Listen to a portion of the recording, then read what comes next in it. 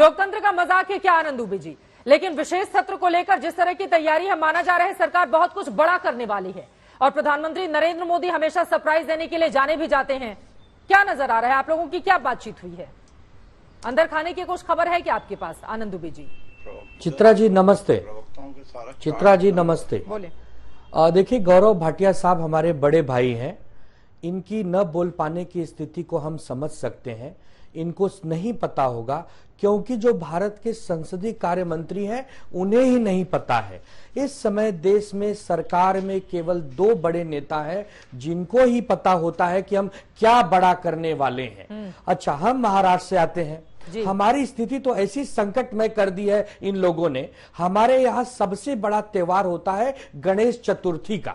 19 तारीख को गणपति बप्पा मोरिया का आगमन संपूर्ण महाराष्ट्र में हो रहा है। देश की दूसरी सबसे ज्यादा लोकसभा और राज्यसभा की सीटें हमारे महाराष्ट्र से आती हैं। हर जनमानस बड़े उत्साह से अपने अपने जनप्रतिनिधियों के साथ ये उत्सव और ये महोत्सव मनाता है। अब लोग पूछ रहे हैं कि नेताजी आप दिल्ली जा रहे हैं विशेष सत्र में, हमारे गणपति त्योहार को छोड़कर क्या ऐसा बड़ा होने वाला है? क्या विशेष सत्र में योजनाएं आने वाली हैं? जनता पूछना शुरू कर दी है। दुर्भाग्य 19 तारीख को गणेश चतुर्थी के दिन न्यू पार्लियामेंट में एंट्री हो जाएगी। सभी सांसद वहीं पर बैठेंगे। इस तरह की खबरें छन छन कर आ रही हैं। अरे ठीक है, 19 तारीख को गणेश चतुर्थी के दिन नए पार्लियामेंट में सांसद बैठ जाए, ये तो बड़े खुशी की बात है। लेकिन ये 5 दिन का सत्र यदि आप इस बीच ला रहे हो तो कुछ तो बताओ प्रभु। क्या सरकार किसानों पर कोई बड़ा फैसला लेने वाली है? क्या नौजवानों पर कोई बड़े कदम उठाने वाली है? क्या रोजगार को लेकर कोई बहुत भयंकर बिल आने वाला है? क्या चाइना को मुंह तोड़ जवाब देने के लिए कोई जबरदस्त प्लानिंग होने वाली है? क्या ऐसा करने वाले हैं आप जो हम पूछ रहे हैं याचना करते हुए और आप हमें बता नहीं रहे, बल्कि आप हम पर आरोप लगा रहे हैं कि घमंडिया है ये। मतलब आप इंडिया कह नहीं पा रहे हैं। इतनी नफरत इंडिया से क्यों है मेरे भाई? आप तो एनडीए हैं, हमने कभी आपको पाखंडिये नहीं कहा। पता नहीं, हमारी इच्छा नहीं होती आपको पाखंडिये कहने की, लेकिन आप बार बार हमें घमंडिया कहते हो।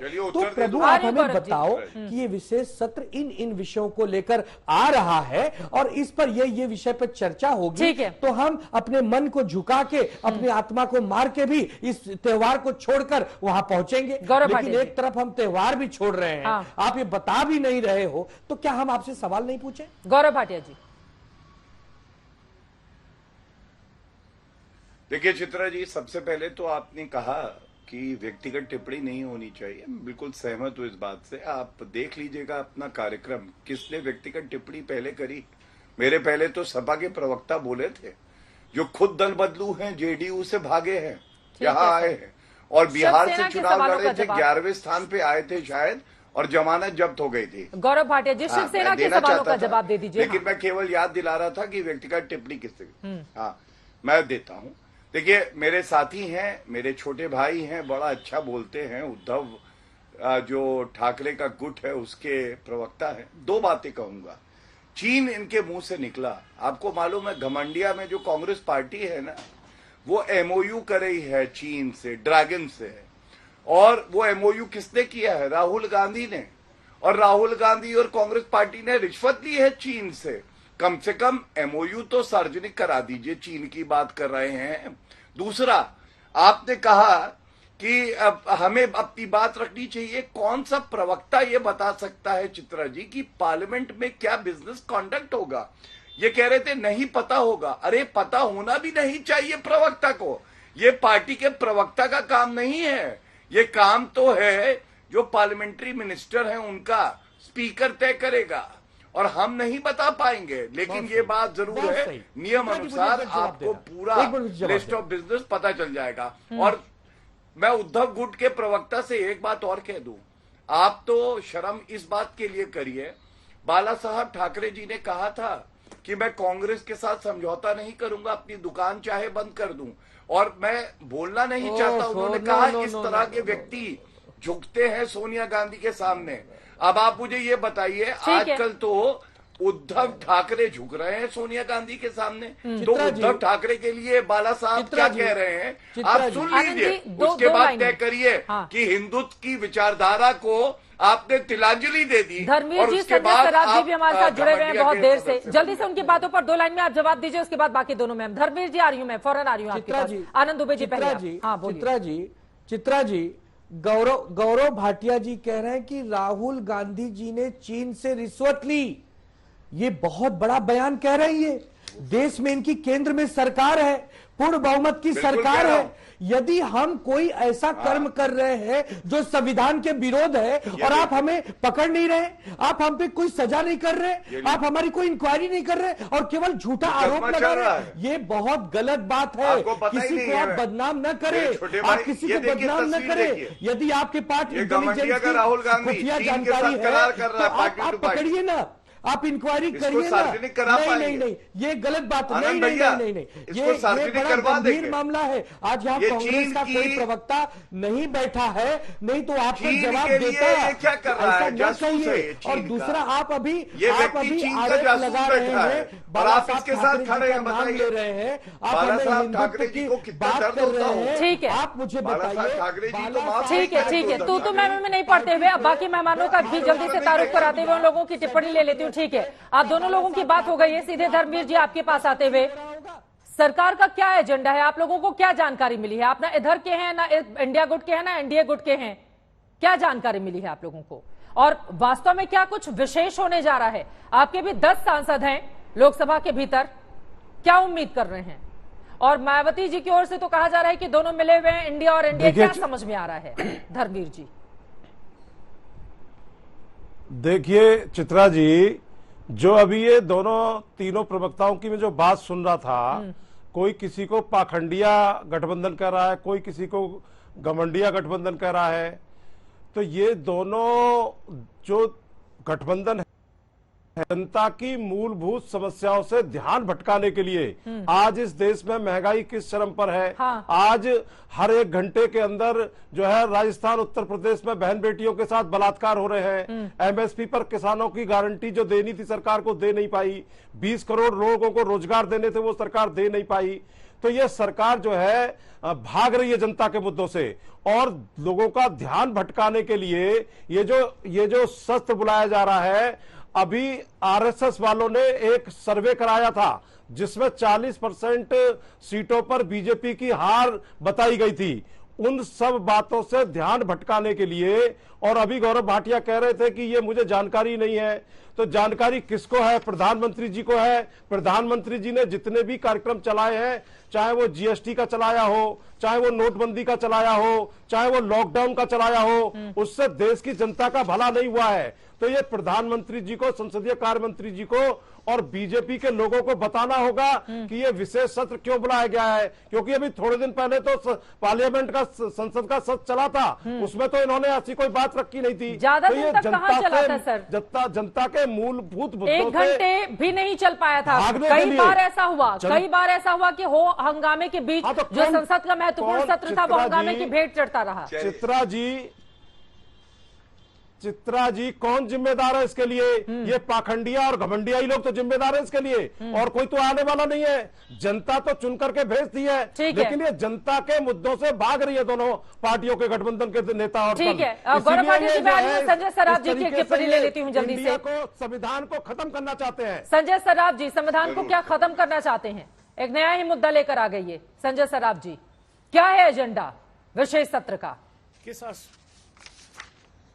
नहीं, देखिए 18 से जब भी स्टार्ट हो जाएगा, 3 दिन पहले पूरा कॉन्स्टिट्यूशनल राइट्स के हिसाब से स्पेशल सेशन बुलाया जा रहा है। पहली बार तो नहीं बुला रहा है जी। एक प्राइवेट बिल भी 2017 में नरेश गोयल के माध्यम से आई थी, उन्होंने भी उस वक्त भी रिक्वेस्ट की थी। प्रधानमंत्री के माध्यम से भी जब पिछली बार डिस्कशन हो गया, उन्होंने भी उस वक्त में पूरे सदन में बोला कि हमारे कम से कम 3 के बदले 4 सेशन होने चाहिए और 15 दिन का कम से कम स्पेशल सेशन होना चाहिए। इसमें तो एक्चुअली इनके पास बोलने के लिए कुछ नहीं है, अब ये कुछ भी बोलते हैं। और दूसरी बात, मैं घनश्याम भाई को एक बात करना चाहता हूं कि ये जरा अदानी के बारे में पढ़े। 2004 से 2014 तक 2186% इंक्रीज हुआ। क्या उस वक्त सोनिया गांधी जी का वो दोस्त था? कोई भी फाइनेंशियल इंस्टीट्यूशन किसी का दोस्त नहीं होता। हाँ। फाइनेंशियल इंस्टीट्यूशन जो होते हैं वो देश की संपत्ति होती है, देश की प्रॉपर्टी। अगर वो गलत करते हैं उसके लिए प्रॉपर कार्रवाई होती है और प्रॉपर एजेंसीज होती है, वो उसकी कार्रवाई करते हैं। ये पढ़िए, जरा गूगल खोलिए, पढ़िए। 2186% 2004 से लेकर 2014 तक अदानी भाई साहब का इंक्रीज हुआ है बिजनेस। क्या उसमें राहुल बाबा आपके साथ में थे, सोनिया जी आपके साथ में थी, या मनमोहन सिंह साहब आपके साथ में थे? नंबर 1। नंबर 2, हम लोग हर एक मुद्दे को लेकर जो हमारे पास जो हमने काम किया है पिछले 9 साल में, जितना हमने काम किया है वो काम को लेकर हम लोगों के बीच में आ रहे हैं।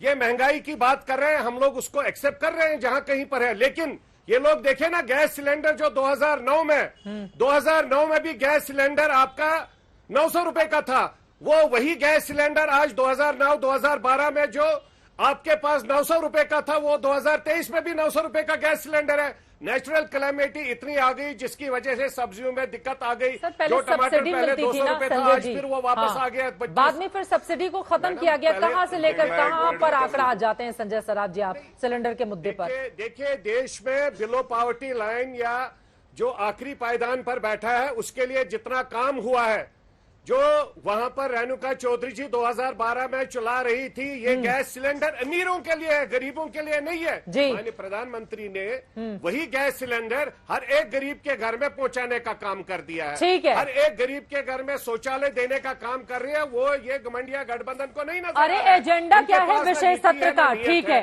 तमाम बातें आप गिना रहे हैं, लेकिन आप एजेंडा नहीं बता रहे हैं विशेष सत्र का। अब जरा इस चर्चा को और विस्तार देते हुए, क्योंकि 2 मुद्दों को हमने छुआ है आज के इस डिबेट में। पहले मुद्दे जिस पर हम लगातार डिबेट कर रहे हैं कि आखिर एजेंडा क्या है सरकार का विशेष सत्र का, लेकिन दूसरी बड़ी बात पीएम मोदी की ओर से आज जो कही गई सनातन धर्म पर सही तरीके से जवाब दिया जाए, इसको लेकर उदयनिधि की ओर से जो बयान दिया गया है, देश के अलग अलग हिस्सों में मामला तो दर्ज हो ही रहा है, लेकिन प्रवक्ताओं को भी गौरव भाटिया जी कह दिया गया है कि सही तरीके से जवाब दें उदयनिधि के मामले में। तो क्या है सही जवाब सनातन पर आपका? अब यहां से जरा नए सिरे से आगे बढ़ते हैं, क्योंकि उदयनिधि के बयान पर कई लोगों की ओर से सुप्रीम कोर्ट में सीधे दरवाजा खटखटाते हुए कहा गया ये हेट स्पीच का मामला है। पहले गौरव भाटिया जी, इस पर आपकी टिप्पणी। हाँ, देखिए, हमें एक बात समझनी होगी, इनको सनातन से नफरत है, इनको हिंदुत्व से नफरत है, इनको हिंदी से नफरत है, इनको भारत शब्द से नफरत है, इनको सेना से नफरत है, मीडिया से नफरत है। इनको मोहब्बत है किससे? इनको वतन से मोहब्बत थोड़ी ना है।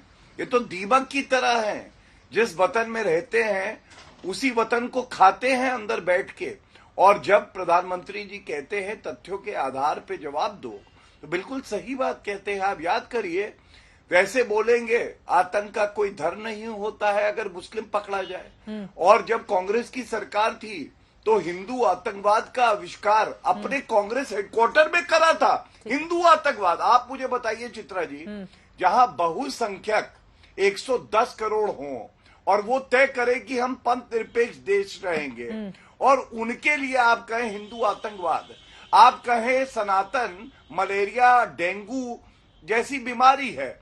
और आप याद करिए, राहुल गांधी की भारत तोड़ो यात्रा, एक जॉर्ज पुनैया थे, उन्होंने कहा था जब मैं पैर रखता हूं भारत माता पे तो मेरे पैर गंदे हो जाते हैं।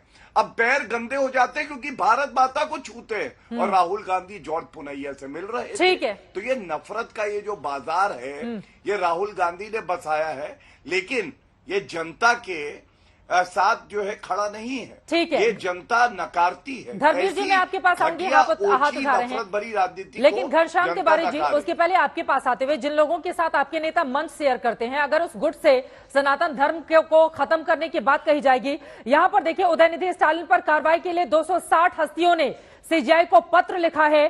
सुप्रीम कोर्ट हेट स्पीच मामले में सरकारों या फिर पुलिस को स्वतः संज्ञान लेने के आदेश देता रहा है। ऐसे में इन पर भी इसी तरह की कार्रवाई की जाए, ऐसा कहा जा रहा है। और बड़ी हस्तियों में दिल्ली हाईकोर्ट के पूर्व जज एसएन ढींगरा भी शामिल हैं।